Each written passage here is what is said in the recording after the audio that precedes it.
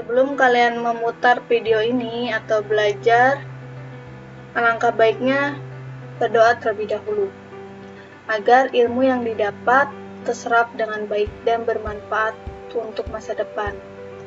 Dan jangan lupa tetap mematuhi protokol kesehatan agar kita terhindar dari COVID-19, dan mudah-mudahan COVID-19 segera berakhir. Amin. Minggu lalu kita sudah belajar makanan khas daerah yang dimodifikasi dari bahan nabati atau hewani. Minggu ini kita akan membahas bagaimana media promosi makanan khas daerah yang dimodifikasi. KD 3.4 menganalisis media promosi pengolahan makanan khas daerah dimodifikasi bahan pangan nabati dan hewani. Adapun tujuan pembelajarannya, yang pertama, peserta didik mampu menganalisis media promosi pengolahan makanan khas daerah yang dimodifikasi bahan pangan nabati dan hewani.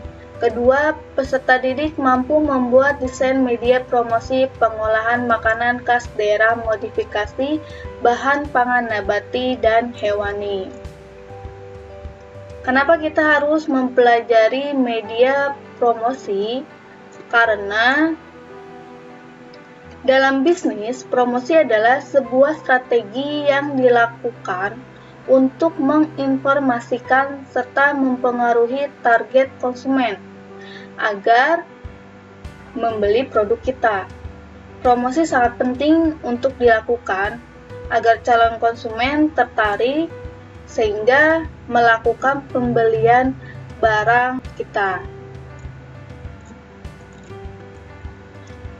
Pemasaran salah satu faktor yang sangat penting untuk mencapai tujuan usaha dalam rangka mendapatkan laba yang direncanakan. Faktor yang harus diperhatikan dalam pemasaran produk. Pertama, jenis produk. Artinya, kita harus membuat produk makanan yang bisa diterima oleh semua kalangan.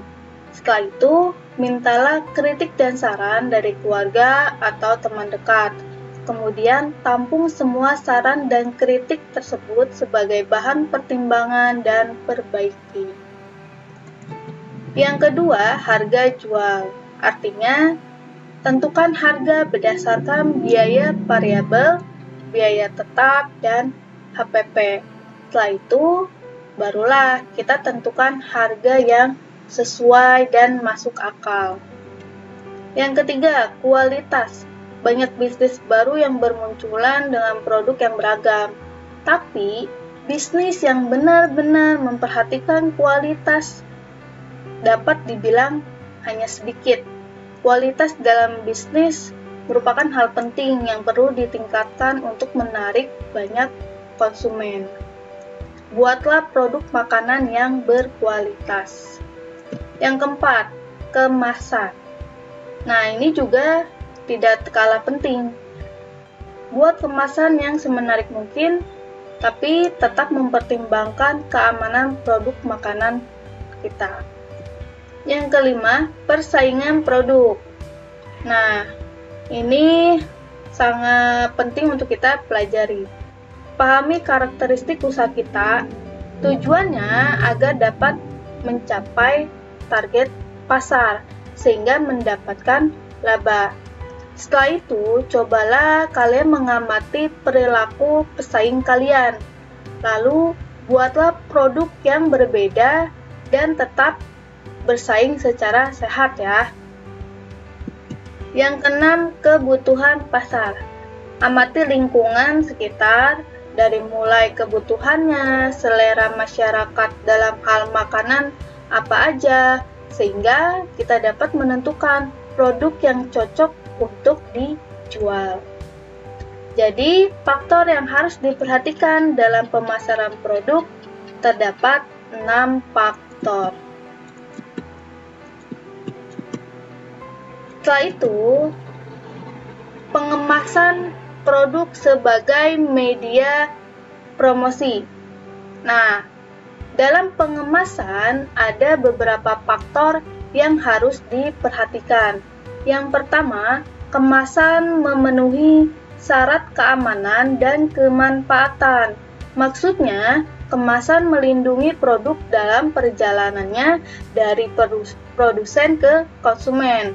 Produk-produk yang dikemas biasanya lebih bersih, menarik, dan tahan terhadap kerusakan yang disebabkan oleh cuaca. Kedua, kemasan dapat melaksanakan program pemasaran. Artinya, melalui kemasan merupakan satu-satunya cara perusahaan membedakan produknya. Yang ketiga, kemasan sebagai meningkatkan laba perusahaan. Jadi, perusahaan harus membuat kemasan semenarik mungkin. Dengan kemasan yang sangat menarik dapat memikat dan menarik perhatian konsumen. Setelah kita melakukan pengamatan lalu membuat pengemasan produk yang baik, maka kita harus mengetahui strategi pemasaran yang baik. Dalam strategi pemasaran terdapat 4. Yang pertama, produk. Sebagai pelaku usaha, kita harus bisa membuat produk makanan yang diterima oleh masyarakat. Buatlah produk yang kualitasnya baik. Kualitas yang baik akan memberikan kepuasan yang tinggi dari konsumen. Sebaliknya, kualitas produk yang buruk akan membuat konsumen kecewa dan mereka tidak mau untuk membeli produk kita kedua kalinya. Yang kedua, harga. Harga salah satu hal yang sensitif dalam sebuah usaha. Makanya tentukan harga yang masuk akal. Banyak konsumen yang menjadikan harga sebagai patokan untuk membandingkan produk kita dengan produk orang lain. Nah, jangan sampai salah menentukan harga. Bisa-bisa membuat konsumen tidak tertarik untuk membeli produk kita. Yang ketiga, tempat. Tempat atau lokasi salah satu faktor penentu usaha kita. Pilihlah lokasi yang tepat atau yang pas. Lokasi yang strategis merupakan lokasi yang ramai, dilalui oleh banyak orang sehingga produk kita diketahui oleh konsumen dan konsumen mudah untuk menemukan tempat usaha kita. Yang terakhir atau yang keempat, promosi. Jadi promosi merupakan ujung tombak untuk memperkenalkan produk kita ke masyarakat. Dengan strategi pemasaran yang baik, maka penjualan akan meningkat sehingga kegiatan promosi lebih mudah. Seperti apa? Memanfaatkan media sosial Facebook, Instagram, memasang iklan, kerjasama sponsorship, membuat flyer, ditempel dan disebar, mengikuti bazar dan banyak lainnya. Lalu bagaimana cara mempromosikan produk kita? Yang pertama adalah kita harus melakukan dari hal yang terkecil. Contohnya apa?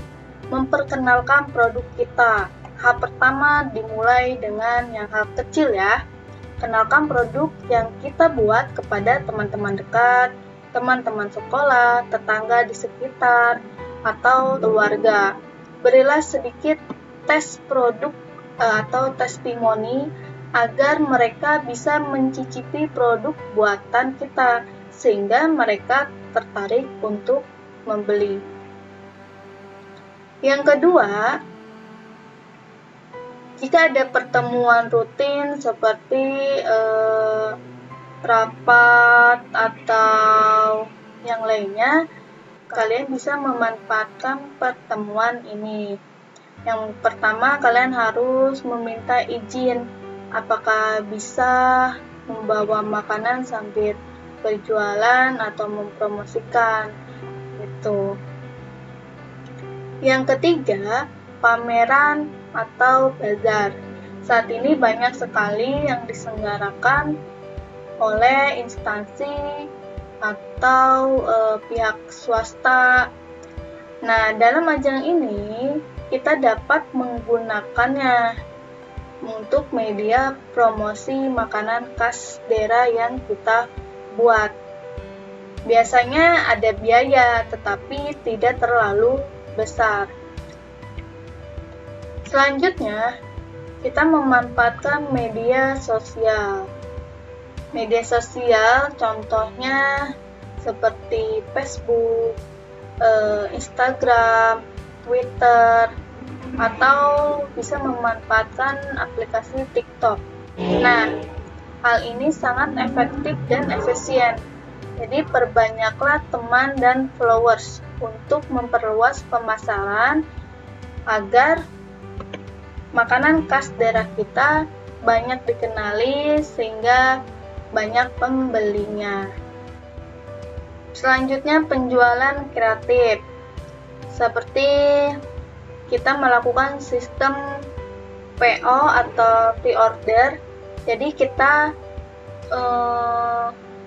menunggu konsumen untuk memesan. Setelah banyak yang memesan, barulah kita membuat produk makanan khas daerah. Dari kelima cara ini, jangan lupa kalian membuat sebuah desain flyer atau poster yang isinya foto produk kalian, lalu keunikannya, harga, kelebihan, dan sebagainya, supaya konsumen lebih tahu dan tertarik.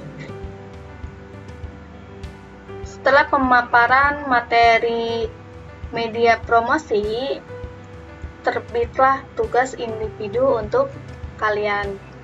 Tugas individunya, pertama, cari satu makanan tradisional yang dimodifikasi dengan bahan hewani atau nabati.